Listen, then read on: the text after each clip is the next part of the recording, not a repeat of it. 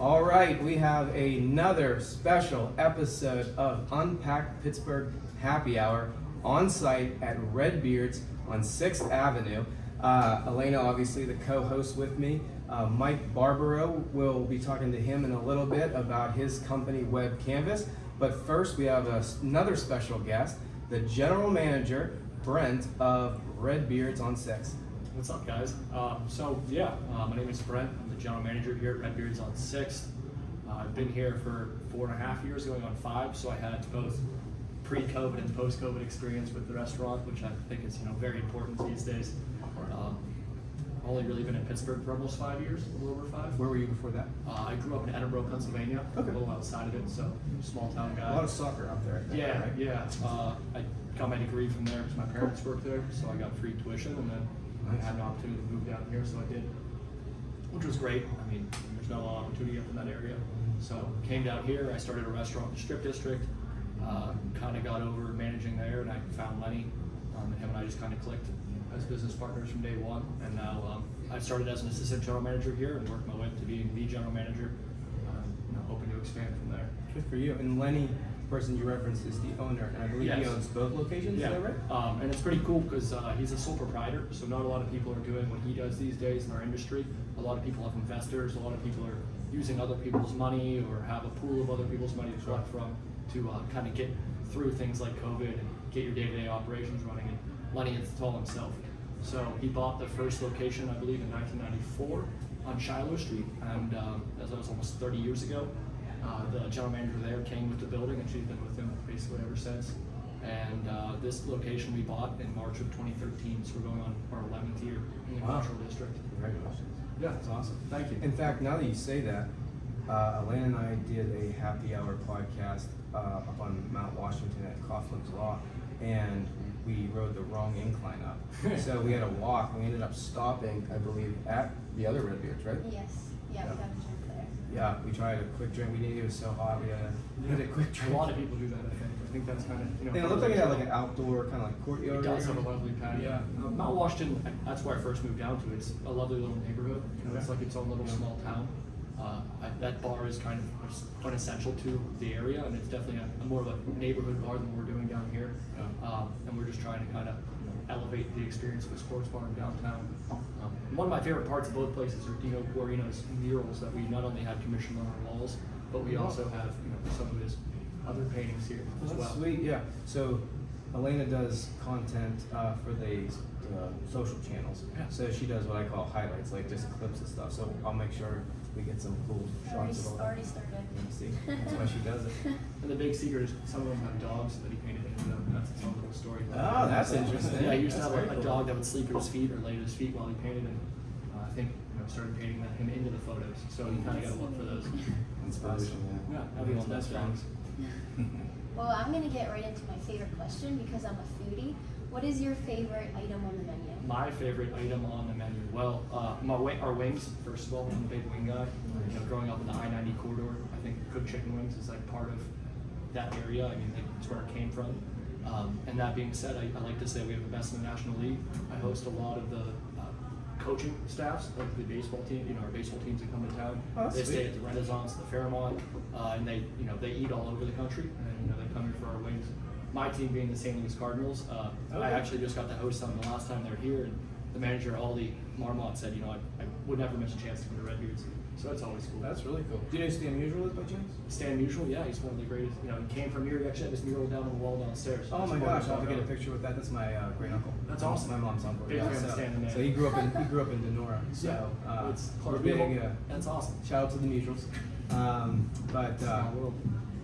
yeah, well, I definitely appreciate you kind of swinging by. Certainly, we're going to get into Mike here. He actually set this up. The place is fantastic. There are Thank you. a ton of TVs. This is, I would assume, any big sporting event, this place is wall to wall because Absolutely is. no matter where you are, you got a good view. Yeah, I think our next big event that's going to be coming up is probably the Copa America Cup, depending on. Oh, cool. I remember last year when it was going on, or last time it went on, we had both. One floor was one team, team country fan. Separate The other them. was another. It was every other goal was going crazy, so that'll be pretty Good good. energy around there for that, yeah, for sure. And if the Pirates stay good, can be. They started off in hot, October. but how's the construction on the bridge? Is it a pain in the ass? It is absolutely a pain in the ass. Yeah. It's really hurting my numbers right now. I mean, we're doing great. I'm not gonna lie, but that bridge would really help out not only with movement of people, but also with business, of course. Yeah, I think, Mike, you think it's projected? It's projected to open, they say, for light of night, which is end of November. So hopefully that stays on schedule, and come the holiday season, we'll have the bridge back. Absolutely. So if they missed the mark, please email WebCanvas. No, I'm kidding. So you've been here, how long did you say, I'm sorry? Going almost 4.5 years, I want to say. Okay, Time flies. so that means there were some interesting times during those 4 Yeah. years. But post all that stuff, what is some of the struggles like in this area minus the bridge? Like, is it trying to just get people to know some of your food items, getting to know your hours, your specials? Like, what do you, as the GM, what do you kind of focus on? So beyond day-to-day operations right now, because staffing is an issue for all of us. So on a day where I want to be generating revenue, I might be in the kitchen, or I'm picking up in the dish room or behind the bar. Which again, it's just a nature of the job, and you have to understand how to balance your time. But also, I think down here right now is safety. I feel pretty secure and safe, but I live down here. I'm down here till 2 or 3 a.m., 4 a.m., 5 days a week. So I'm very used to who's down here, what's going on at those times. But if you're not from down here and we don't live down here and you come down for a weekend and you go to sit on the patio and you're getting begged for money, or you see people doing drugs or doing things like that, it's gonna keep you from leaving your community. Why would you drive all the way downtown to have issues finding parking and then have to see things like that, or protect your kids from something like that? So I know the mayor has a lot of initiatives. I'm involved with that, not only with just 6th Street, but with the city, and trying to make sure that we can not only get our voice out there about our restaurants and for our staff safety, but also our customers, but also kind of help get us back to being the destination city we were before COVID. That's fantastic. Yeah, and I parked like in a parking lot like right here is super easy. Yeah. Like I was nervous about parking, and I just there it is, boom. That's a big change. When there's not big events, you don't have as many workers downtown. So that's something we saw with, say, Penguins games. People used to be able to park, they'd have to park over here and get over to PPG because people were working, so none of those Fifth Avenue garages were empty. Now you don't have that with people not being downtown, not having to work every day. Now every few Wednesdays or so, you're gonna run into having a busy garage because people have 2 days of work they have to go. It's not gonna be Monday and it's not gonna be Friday. So you kind of get it in weird ways, that's for sure. And I'm glad you were able to find parking today. What do you think Redbeards is known for? I know you said the wings was a fan favorite. Is there anything else, the bar, the games, experience? What do you think? Beyond our food and we try to give the highest quality ingredients and the highest service we can, but I wholly believe that people love the experience we give here. Our service, what we try to make everyone feel at home and everyone feel equal, whether you are someone from a sports team or a broadcaster, or you're just someone going to see a Pirates game. And the amount of people that I've had say, you really, they come here, they're here for 4 days and they're here 3 out of 4 days, and say, you really helped make our trip. I also have friends now all over the world, some, like a few in Germany, who are sending me pictures with their Redbeard shirts on. They can't wait to come back. One of them invited me to go to the home opener, which unfortunately I have to work, but it's just cool. You meet Perfect a lot of awesome location people. for Pirates. Absolutely. That bridge are opening. Wow. All soon. Mike said light up night, so he's gonna make it happen. Yeah. And I gotta give a big thanks to Mike here as well, who runs, he does all our websites, and if I ever issues, my email, I'm texting him to him in the morning, telling him. So I know he's gonna be changing all of that here in the next few weeks, and that should help as well, driving more traffic to our location. Yeah, it is. I've never been to this location. We just went to the other one, and I didn't like this upstairs, and they can probably see it in the background. But do you ever rent this out? Oh, here? absolutely. This would be a I perfect do place. a lot of events, especially coming into like party season, which is September through December. But I've done weddings, I've done rehearsal dinners. Big thing is post-wedding parties, because we're open till 2 a.m. So you're going to the Renaissance, you're spending all this money. Monday on the through like every day, 7 days a week, Wow. 2 a.m. kitchen till midnight. Good for you. So if your hotel bar is closing at 11, then I'll get 50 people come up here after the party. Yeah. Why not? Yeah, why not? We have the space. Yeah, there's one factor that I use as like the asterisk. You can't be a great bar unless this happens, or you have this, and it's a Golden Tee machine.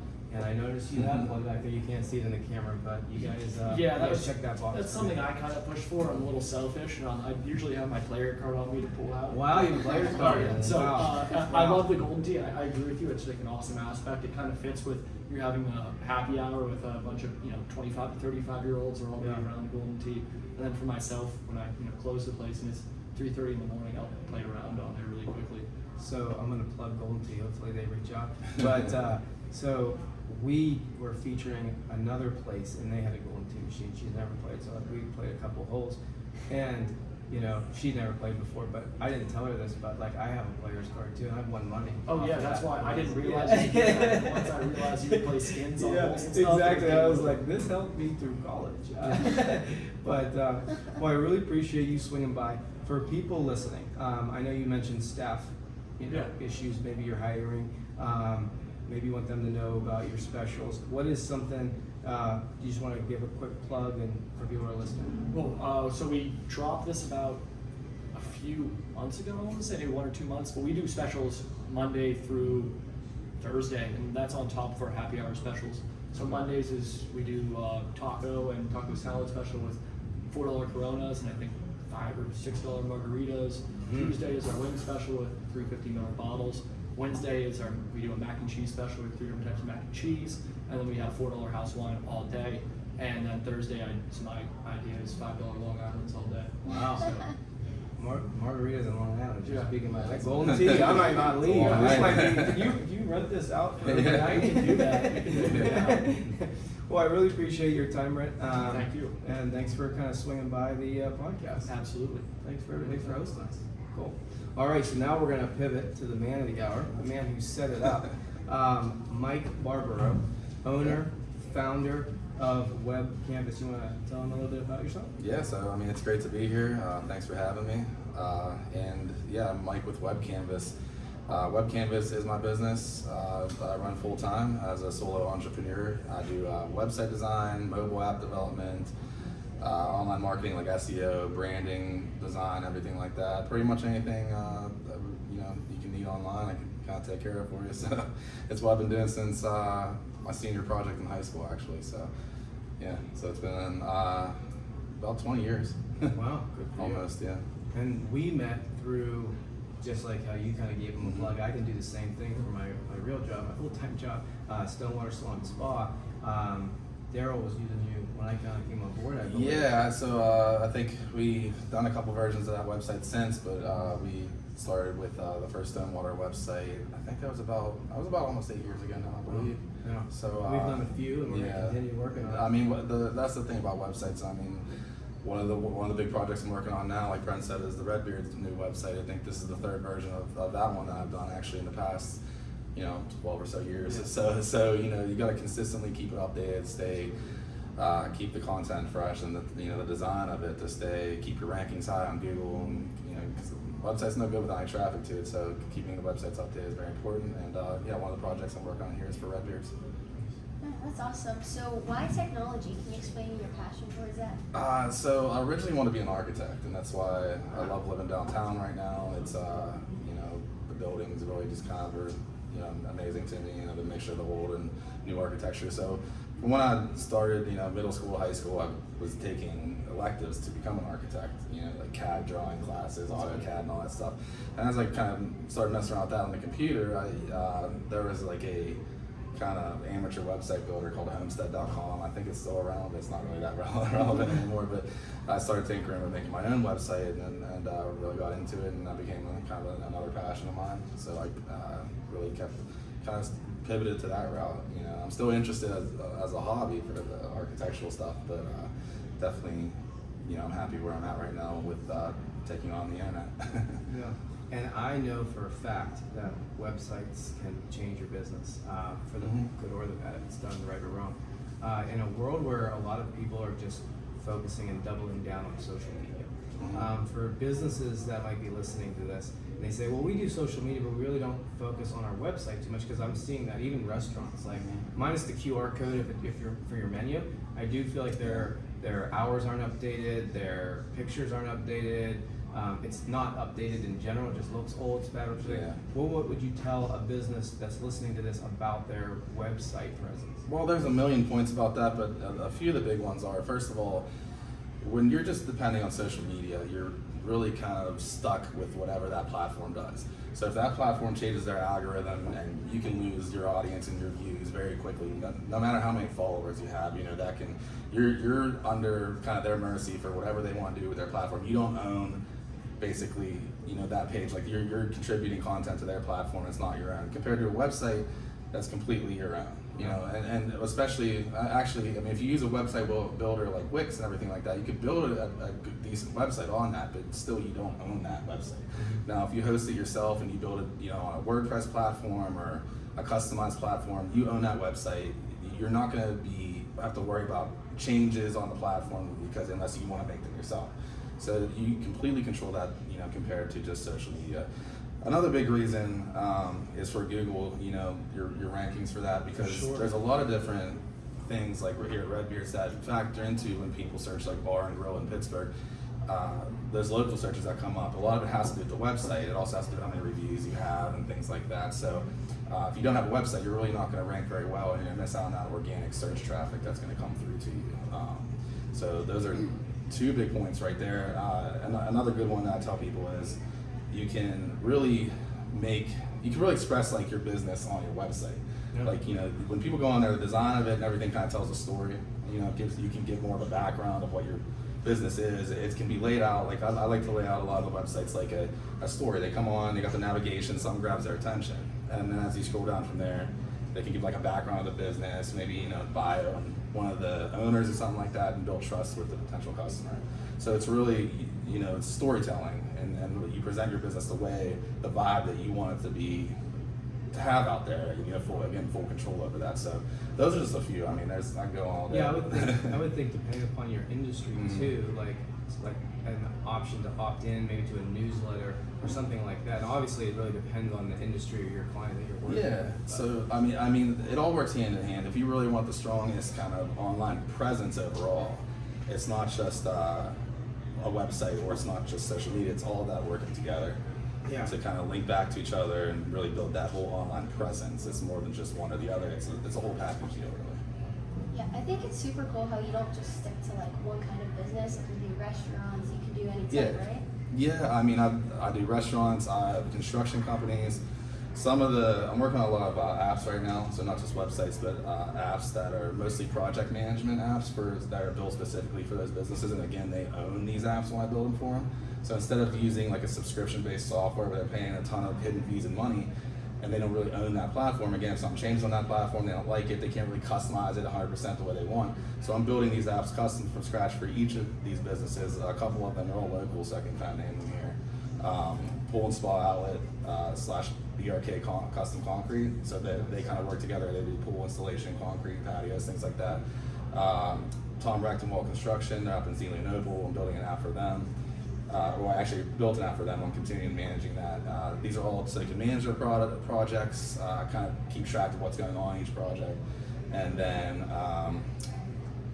so there's a lot of those going on. I'm also doing one for Sanders Insurance as well, another project management here. So that's a local insurance company. So I got a few going on. So you're doing both app and website? Yeah, website design, app development, graphic design, like logos, branding, and online marketing as far as like SEO goes mostly. What is one of your, you don't have to say the company name to, I won't put you on the spotlight here, but what's some of the fun projects? What is something that really was like, man, this is a great opportunity? They're all really fun to do, because I'm pretty passionate about it. Great answer. So I really don't have one over the other. I guess one of those ones like we had talked about previously was the website I had up that was open for business Pittsburgh. Oh, you stole my thunder. I was going to talk about that. So that was kind of just a fun passion project for me during COVID to list the places that were still open, trying to get them some business to help the community as well as do something fun just for myself to put out there. So I'm going to double down on that because this is important. And I mentioned it as we were kind of setting up the mics and everything. When I joined Stonewater's leadership team, Mike was already building the website, so I didn't have any choice of picking him. I just, got to meet you. And we had a few conversations, and I have a technology background as well. So we had that to, talk about. But during the pandemic, you and I were just chatting, and you did something that I still talk about today that I was just very admirable, and that's when I knew, like, dude, this is a solid, great guy. I might butcher exactly what it was. What was it called again? It was openforbusinesspgh.com. It's not currently up right now, but I mean, now Well, that it I think served its about purpose it, at the well, time. at the time, because Yeah. COVID's kind of, Yeah. over as far as like, protocols go and stuff. So, it's So- actually something after talking about, I kind of want to relaunch just to have out there anyway and kind of bring, Yeah, it would there's be- no reason to not, The not have idea it, could still be, Yeah. useful, but at the time it was so impactful. So what it was obviously bars, restaurants, salons, spas, everything was closed. So Mike kind of just stepped up and didn't charge people, and he built a site where patrons that like really wanted to kind of take care of bartenders or staff like that, they could go to this site, search the place or person, find them, and they could actually tip them through the website. Virtual tip jars. So I mean that, and you didn't touch any of the money, which I thought Nah, was absolutely genius. not. I was Yeah. like, oh, yeah, man, I you took on too made much no liability. money on it. I mean, I made no money on it. If anything, I got some exposure from doing it, and which was cool, but there was absolutely no money made. It was just kind of get back to community. The tips on there was basically just listing of the bartenders, like personal Venmos or Cash Apps, so the money went directly to them. It didn't go through me at all. So it was just something to give back. I mean, that's what the idea of UnPack Pittsburgh kind of is you want to unpack the people, the places, and the products that make the Steel City so amazing. Mhm. So whether it be Brent's place here and Lenny's place that has amazing wings, food, great culture, great experience, amazing TVs, or yes, you get WebCanvas, it's amazing, right? Or WebCanvas, the products, the apps, the websites, but like that's the kind of stuff that's why we're doing this, because if I had a choice between two vendors who are going to build an app, I'm picking the person who stepped up for free, didn't make any money, and made something that helped people in the community, and that's what the hell this is all about. Yeah, absolutely. Yeah, it's not all about just making money. It's about giving back too, and just and the things I have fun doing it. So it's like I got something out of it too personally. It's just So you asked me like what was a fun project. I would say that was one of the many. Yeah. Well, it seems like you're always busy between creating or updating. Yeah. How many websites do you think you've made in your career? Several hundreds. I can't even. It'd be something. I can't even begin to count. But even more than that. I used to do a lot of work for like the nightlife industry when I was a little younger. We had businesses involved in marketing for that too, and so the number of Mike is so well connected. flyers. Anybody I meet knows Mike. Anytime like something pops up on my social media, and I always have one friend in common. They always know Mike. Always. Yeah, that all stems from we had a business a couple businesses actually that we went through when I was in my 20s of doing marketing for different bars and restaurants. But I was gonna say like flyer designs. I was just thinking the other day. That's in the thousands of dollars, So Okay. I've done. I still do a lot of flyers designs. and They're things coming like that back too. now. Yeah, Like like it's- web flyers. It's actually more about short form video now, and so I'll make a static flyer image, but it will also turn it into an animation, so we can post on our reel. Right. So it's a couple. Back in the day, it was passing out the physical 4.5 by 4 by 5.5 flyer size flyers, but you can't. Now it's all about the online too. But I'll tell you what though, if you did make a printable flyer and put it out there, you'd probably stand out because it's not many people That's what I'm doing saying. it They're anymore. coming back. When someone Yeah. approached us for Stonewall, we were thinking like, we might try it. Yeah, there's nothing. You can pick Yeah. the zip codes, right? So it's like Yeah. people who might have not known that we offer a specific service, or to launch a new staff member or something like that. But it's what's old is new. Yeah, the online stuff's great, but it's just there's so much out there now in this day and age, so you got to stand out. And that physical flyer thing, it's still a good idea. You know, 'cause I think it's not more many people about do. I think it's more about and versus or, right? It's Yeah. not like you shouldn't do one or the other. You should probably Yeah, do that's right. everything your budget Mhm. allows, because you gotta, business is tough. I mean, you mentioned that right now. Like, I would say, yeah, customers is always the business's main priority, but staff, I feel like, is honest to gosh, like, kind of flip. Like, it's hard to serve your guests if you don't have staff and people, Yeah. and like, you want to not just hire anyone, you want to hire the right person that fits your brand, the right person that will offer the experience, because dealing with people is tough. Like, we always joke with people, like, our jobs would be easy if it wasn't for people.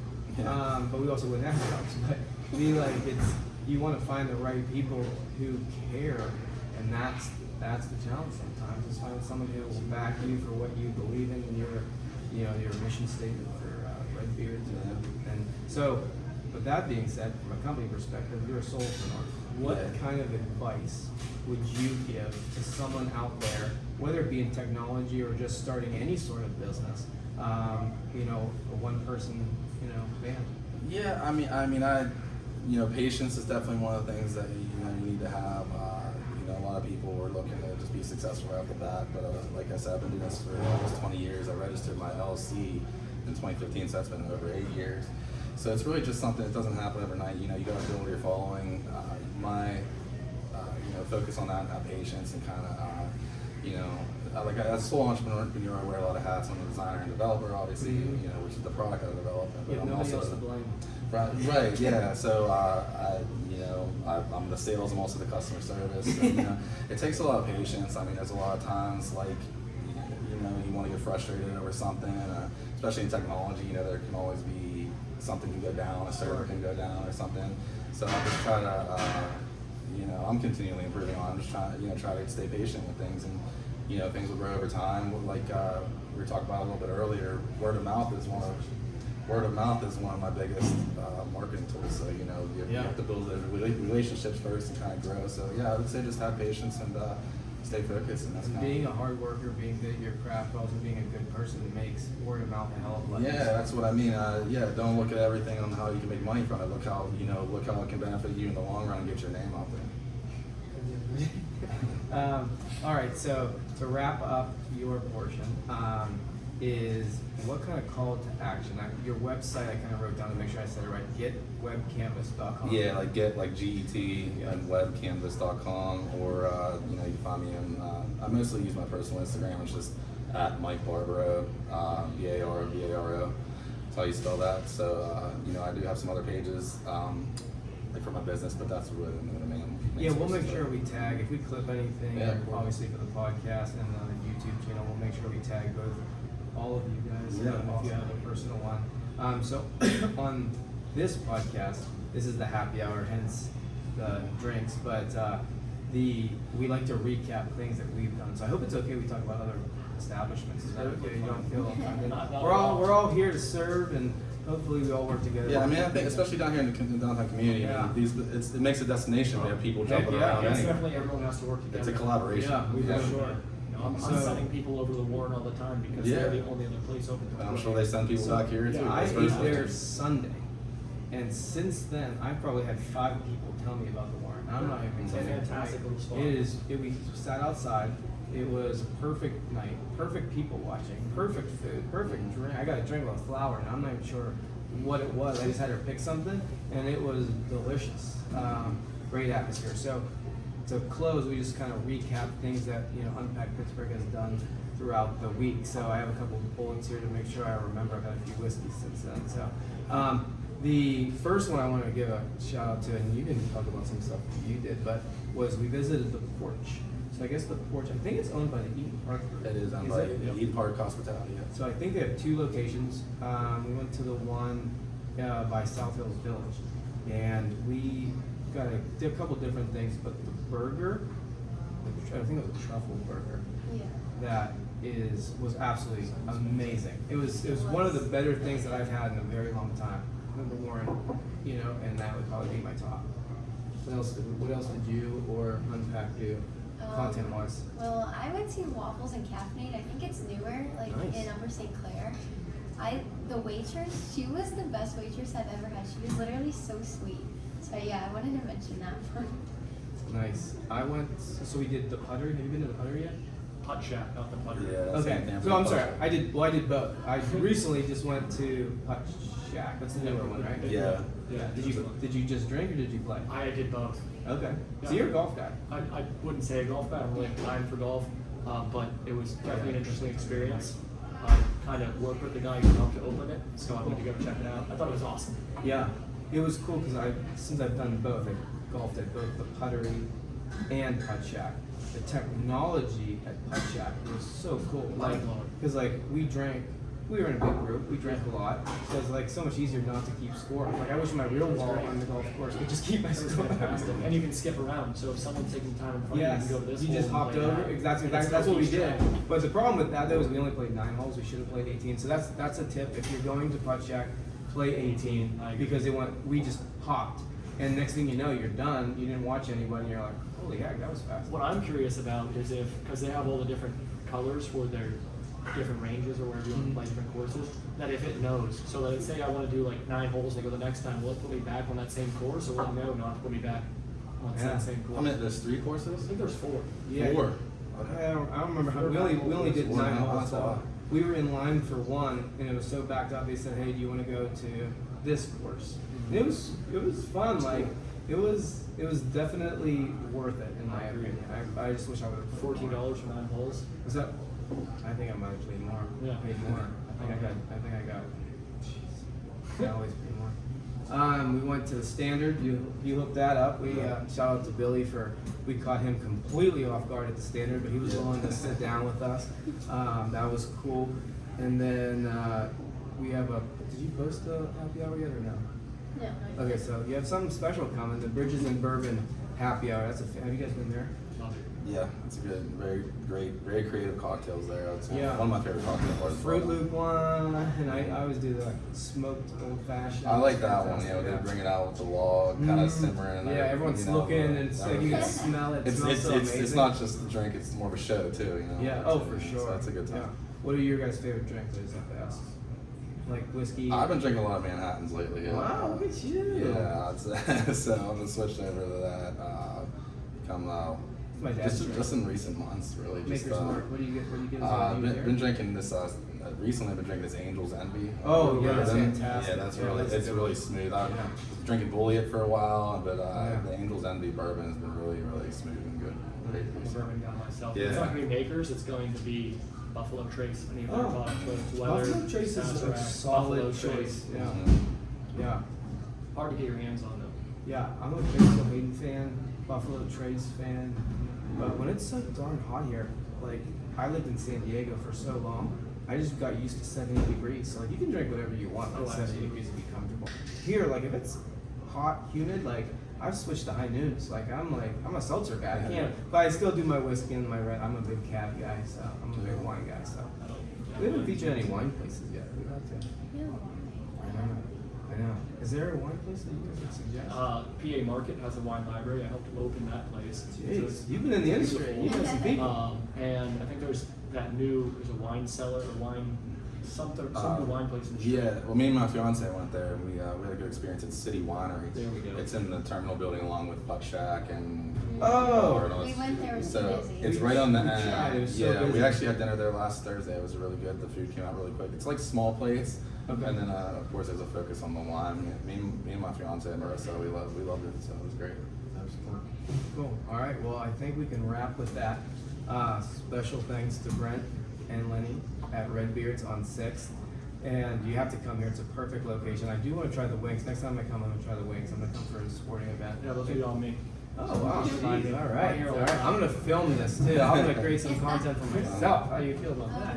Oh, And of course, Mike Barbaro of WebCanvas.